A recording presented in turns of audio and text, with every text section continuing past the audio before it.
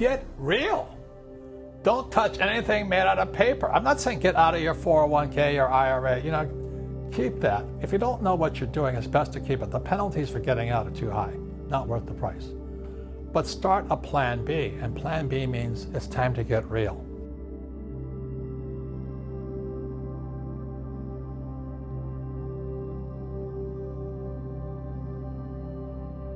Well, I always say you got to have a plan B. Plan A is I'm going to go to school, I'm going to get a job, I'm going to work hard, I'm going to save money, I'm going to invest in a well-diversified portfolio, I can't even say it, bonds and mutual funds. That's all paper. It's paper. Plan B is you've got to get real. I buy gold. I buy silver because it's real. It's real money. I don't touch ETFs. I don't touch that stuff. I just buy real. So plan B is you better get real because anything they can print on paper is manipulated. I wrote Rich Dad Poor Dad in 1997. It was published. It had to be self-published because every publisher said, you don't know what you're talking about. I said, your house is not an asset. I said, savers would be the biggest losers of all, and the rich don't work for money. Those are the three things that tipped all the so-called educated publishers off. At the same time, there was a book called The Millionaire Next Door. It came out in 1996. Today, that millionaire next door is the foreclosure next door. So all the guys who got rich in the easiest market in world history, I mean, if you were a baby boomer and you didn't become a millionaire between 71 and 2000, you were doing something wrong. Any idiot driving a Toyota with a 401k was going to get rich. But those days are finished. In 2000, all that ended. So since 2000, we've had three major crashes. Just look at this graph here of the Dow for 120 years. From 71 to 2000, it went up like a rocket ship. Then from 2000, with the dot-com crash, 2007, the subprime crash, and the 2008, the banking crash. Three major crashes in the first 10 years of this century. And yet people are staying with plan A, saving money and all this. And we've had the biggest money printing in world history.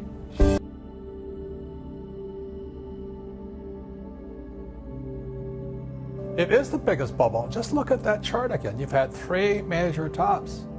If you look at the 1929 crash, people say, oh, the giant crash of 1929. Look at that crash. It was a pimple.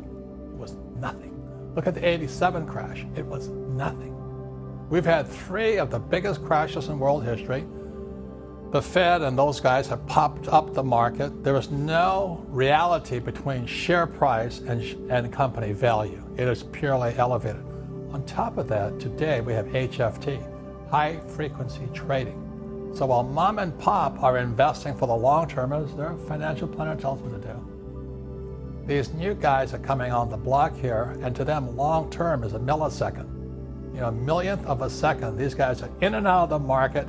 Mom and pop are going 40 years. What's wrong with that picture?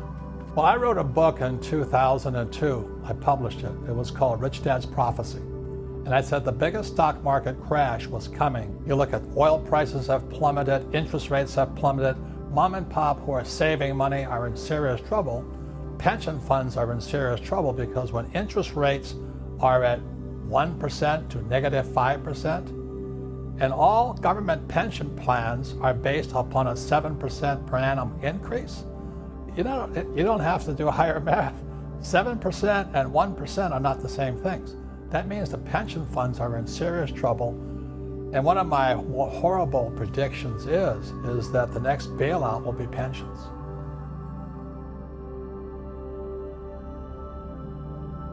Get real. Don't touch anything made out of paper. I'm not saying get out of your 401k or IRA. Keep that. If you don't know what you're doing, it's best to keep it. The penalties for getting out are too high, not worth the price. But start a plan B, and plan B means it's time to get real. I love gold, I love silver. I have another friend, he raises chickens. He sells eggs. He's making a fortune on eggs. And people will eat. I'm a real estate guy. People will always rent from me. I own apartment houses. And if somebody says, well, rental prices are going up, well, it's bad for the renter, but good for me. So as long as you get real, and what I mean by real, what is tangible? What can you see, touch, feel, and control? That's what I suggest. Like I said, The Millionaire Next Door is 96, Rich Dad Poor Dad came out in 97, and we said exactly the opposite things, which was quite tough because I was going into the biggest bull market in history, just before the blow-off in 2000. So my wife and I would say, we don't save money. We save gold and silver coins. It's our 30th wedding anniversary. My wife knew nothing about this. So I took her to this little coin shop in La Jolla, California, and she bought her first silver coin. I think it was $4. And she got hooked. I said, we save gold and silver. We don't save paper. And it has been one of the best decisions of our lives because, anyway, now she has millions of dollars in gold and silver. We don't sell. I don't look at gold and silver as an investment. I see gold and silver as a hedge, an insurance policy. It's like having car insurance against an incompetent U.S. government and U.S. Fed. Those guys are printing money like there's no tomorrow to pay the bills. Plan B is real. What can you see, touch, and feel? I don't trust ETFs, and I don't trust that stuff. It's like I don't buy REITs. I buy real estate.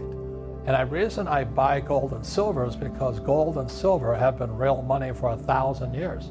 There has never been one currency that has ever survived. Never. The U.S. has had two of them. It was the Continental to pay for the the Revolutionary War, and the Confederate dollar. They never survived.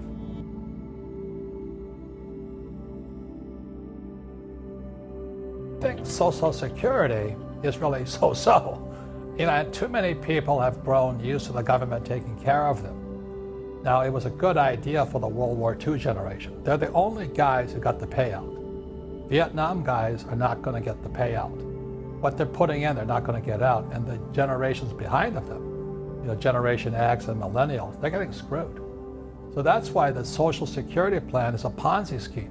It only works if there's somebody else putting money into it, so you can get out of the whole thing. So to me, Social Security, if you look at the chart here, it went broke around 2015, and it's going into the red. Worse than that is Medicare.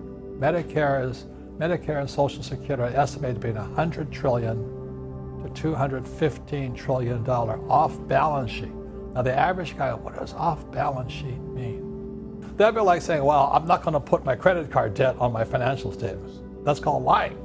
So the U.S. government is lying. If we did what the U.S. government did with Social Security and Medicare alone, unfunded liabilities, we'd go to jail.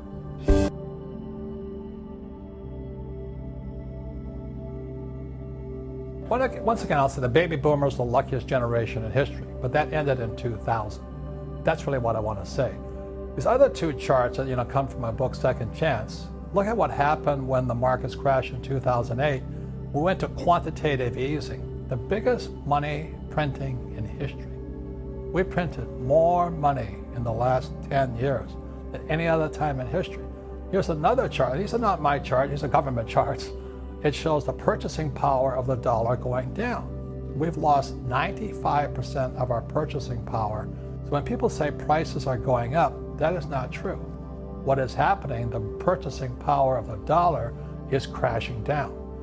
And my prediction is they're going to keep printing because they have to keep printing to pay bills. We're bankrupt.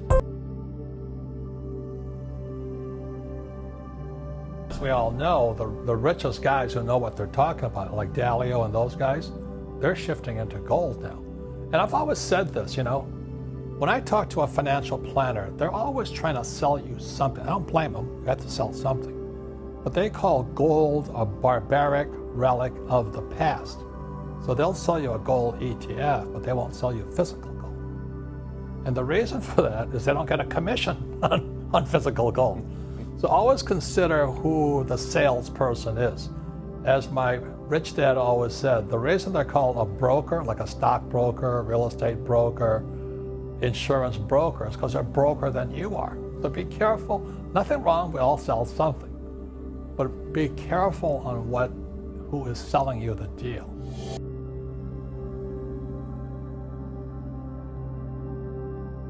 Look, I know Lear Capital offers these books and information and all that. What I'm saying here is I'm not getting paid to do this, but I would get your books. I would study. You know, you guys are selling physical gold and silver, and other guys are selling paper gold and silver. It is up to the listener or the viewer right now to read what you have to say and understand why you're saying what you say. And then you can decide what you need to do. Years and years ago, I made up my mind. You know, I study gold and silver. I've been buying gold and silver since 1972. I am a gold bug. Gold is gold. It's been money for thousands of years. And everybody knows a spot of gold, what a spot price of gold is, except Americans. That's tragic.